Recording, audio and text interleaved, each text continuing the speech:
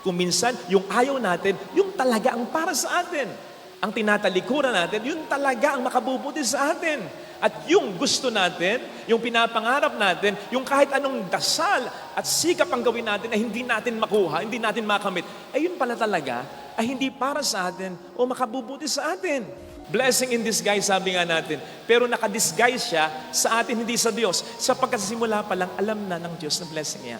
Hindi mo maitutuwid ang mali ng isa pang mali. At ang magtampo ka sa Diyos, wala yung kasing mali. Maliwanag na pasasalamat ang isa sa mahalagang tema ngayon ng ating mga pagbasa. Sa ating unang pagbasa ay narinig natin ang pasasalamat sa Diyos ni Ana. Anong pinagpapasalamat niya? Bago po ang tagpong ito sa ating unang pagbasa, nagpunta na sa templo si Ana few years ago, before this instance in the first reading. At noon, iyak siya ng iyak. Nakita siya ng pari na si Eli. Ang akala ng una, lasing, nakainom si Ana. Kasi nanginginig ang buo niyang katawan. Nag-explain si Ana, hindi po ako umiinom. Sobra lang po ang lungkot ko. Kaya nanginginig ang katawan ko. Naawa sa kanya yung pare, lalo pat nalaman ang matindi nitong problema. Wala pa silang anak. Yung asawa ni Ana at siya, kahit isa. Kaya sa awa ng pare ay tinulungan niya na tumawag sa Diyos si Ana. Lo and behold, after mga 3 years, bumalik sa templo si Ana. Ito na, yung tagpo sa ating unang pagbasa. May anak na. Samuel ang pangalan. Kaya bilang masalamat, inihandog niya sa Diyos ang anak niya. Umawit pa ng pagpupuri sa Diyos si Ana. At yun ang narinig natin sa ating Salmo Responsorio. Na napakahalaga. Bakit? Sapagkat kung mapapansin po ninyo, ito yung parang pattern ng inawit naman ni Maria sa ating narinig na ebanghelyo. Bagay na hindi nakapagtataka sapagkat pareho silang pinagpala. Mas pinagpala nga lang si Maria sa babaeng lahat. Pero pareho silang nagpapasalamat sapagkat pareho nilang naunawaan, na-appreciate yung tindi ng mga biyaya. Kaya nga detalyado yung mga ipinagpasalamat yung tindi ng mga biyaya na kanilang natanggap. At ito mga kapatid, ang isa sa mahalagang ingredient, sangkap ng tunay na pasasalamat, yung ma-appreciate talaga natin ang dapat nating ipagpasalamat. Kasi madalas nagpapasalamat lang tayo sa Diyos, sa ating mga magulang, sa kaibigan, sa kapatid na nagmamahal sa atin, pero hindi talaga nagsisink-in. Maliwanag ba talaga sa atin kung ano yung pinagpapasalamat natin? Para tayong bata, ano sabihin mo? Thank you. Pero parang hindi naintindihan ng bata kung bakit siya dapat mag-thank you. Minsan daw, si Juan ay nasa isang museum nang bigla sa kalikutan ng kanyang mga klase at mga kaibigan, nasagi niya ang isang vase. Bumagsak, basag. Nakagulat ang lahat, lalong-lalo na yung attendant. Nagsabi, nako. Alam mo ba kung ilang taon na yan? 500 years old na yung vase na yan. Sumagot si Juan na para bang hindi alintana yung sitwasyon na yan. Ganun po ba? Sigurado po kayo? 500 years old na ito? Ay, salamat! Akala ko bago. Patay tayo dyan. At patay tayo dyan kung nagpapasalamat tayo ng gano'n na lang. Dapat ma-appreciate natin ang dapat ay pinagpapasalamat natin. At ang sabi nga ni St. Paul, hindi lamang ito sa 1, 2, 3 o nabibilang ng mga blessings natin. Give thanks in everything. In everything, give thanks. Sa lahat ng bagay. At yung lahat ng bagay na yon basically covers 2 blessings. Una, yung mga obvious blessings. Yung alam na nating blessings. At pangalawa, yung hindi natin akalain na blessing. Una, yung obvious na blessing. Buhay natin, talento natin, pamilya natin, negosyo, trabaho, things around us, our family, ang kalayaan natin. Ano ba?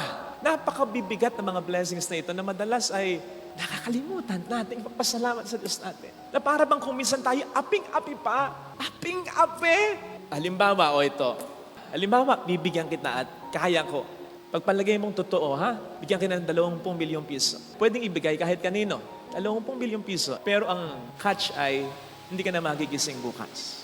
Patay ka na bukas. At tanggapin mo? Lalo pat malusog ka naman, wala ka naman sakit, bata ka pa. Tanggapin mo? So doon mo makikita, kahit dagdagan pa yung 20 milyong piso na yan, higit pa dyan at walang halaga. Walang halagang pupwedeng ipantay sa halaga ng buhay. Sabi ko nga sa inyo, yan ay mga basic na biyaya. Hindi pa kasali dyan yung mga pinakamatitinding mga biyaya. God loves us.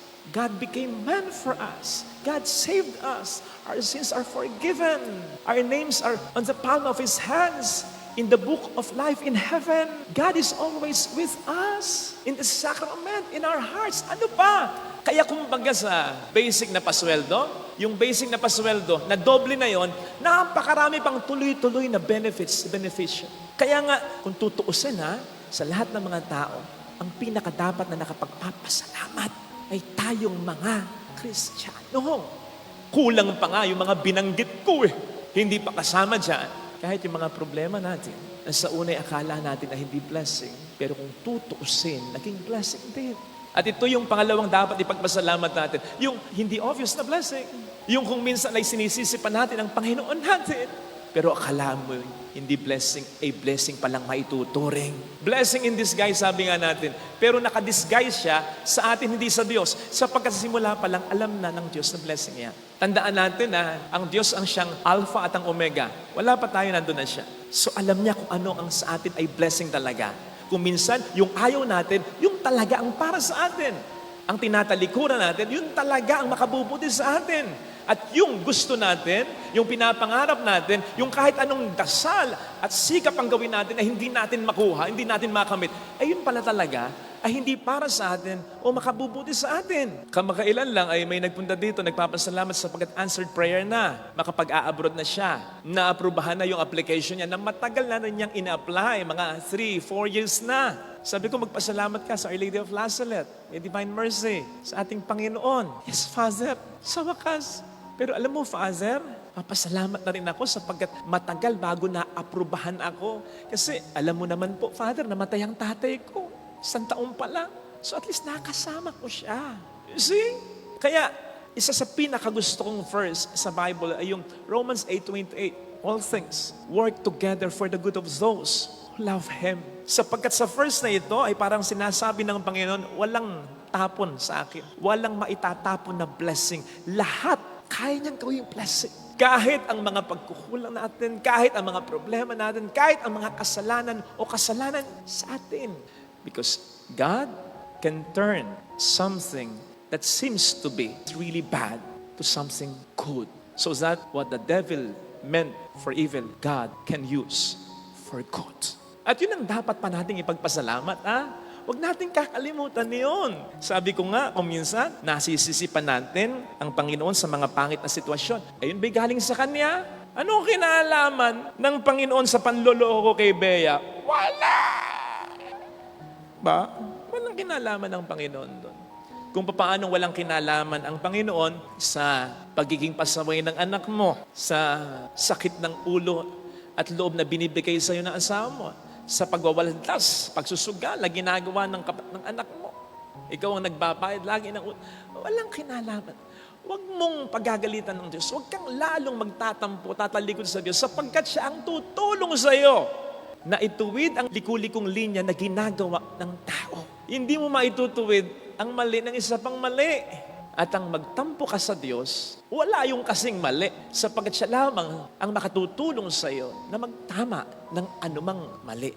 Ginawa mo man o ginawa man sa iyong mali. Kaya, yun ang isa sa dapat nating ipagpasalamat. In fact, wag nating kakalimutan, baka nga mas dapat pa nating ipagpasalamat. Kasi parang sa tingin ko lang, God blessing us with something that is good, out of something good, parang mas madali yan, kumpara sa Diyos blessing us with something good out of something bad.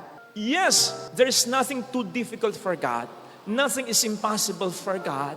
Ang sa akin lang, gamit ang aking limitadong kakayanan o pangunawa, parang mas nakakahanga yung i-bless tayo ng Diyos mula sa isang bagay na masama, isang bagay na pangit, isang bagay na marumi, upang ito ay kanyang linisin, pabutihin, at pabanalin para sa atin. Kaysa sa malinis na agad yung blessing, kaysa sa mabuti na agad yung blessing, kaysa sa banal na agad yung blessing. Kasi, kumbaga sa pupuntahan, yung mabuti galing sa mabuti, diretso Pero yung Ang mabuti, panggagalingan masama, panggagalingan problema.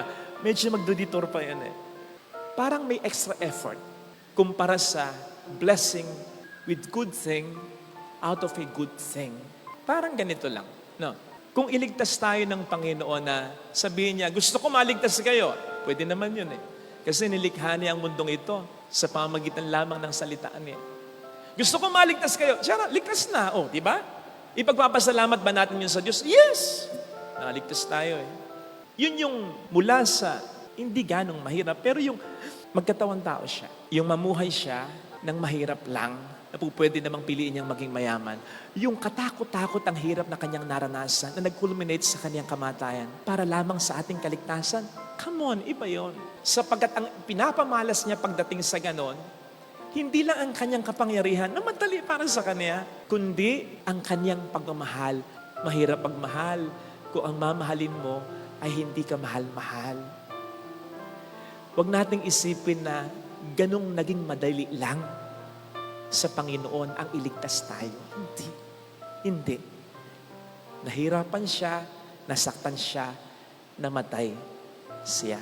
Sana, yun ang isang detalye na ating makita. Para lang yan, sinasabi natin kung minsan sa mga taong mahal natin na sinusuportahan naman natin, sana makita mo na ang pera hindi basta-basta pinupulot lang, pinagsisikapan yan. Para ma-appreciate ng pinagbibigyan mo na hindi niya ako basta tinutulungan. Mahal niya ako. Kaya kahit mahirap, nagtatrabaho, nagnenegosyo siya para may maibigay sa akin. Huwag natin kakalimutan yung detaling iyon. Yung ibinibigay sa atin na pinaghihirapan bago maibigay sa atin. Ang sabi sa 1 Chronicles 16:34, give thanks to the Lord for His good, for His love endures forever. Notice that hindi sinabing, give thanks to the Lord when you feel good. Kapag okay, biyaya, ang ganda ng mga nangyayari. Even if you don't feel good, give thanks to the Lord. Kahit na parang ang nangyayari ay hindi pagpapala, again, give thanks to the Lord. Give thanks in everything.